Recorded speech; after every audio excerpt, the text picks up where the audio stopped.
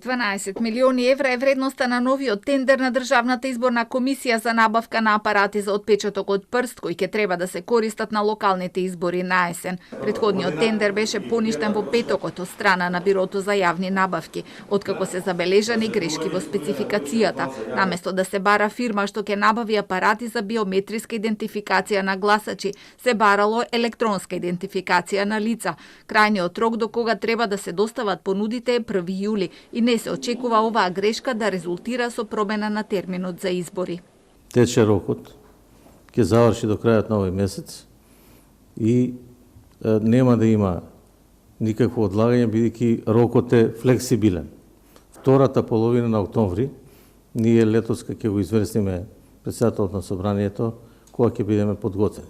По набавката на апаратите за гласање со отпечаток од прст ке треба да се изврши обука на членовите на избирачките одбори, чиј избор почна денеска. Според проценките на ДИК и бројот на гласачки места ке се обезбедат околу 4000 терминали. Обезбедување апарати за отпечаток од прст за локалните избори беше едно од барањата на ВМРО-ДПМНЕ, за кое се договорија Христијан Мицкоски и Зоран Заев на лидерската средба во март.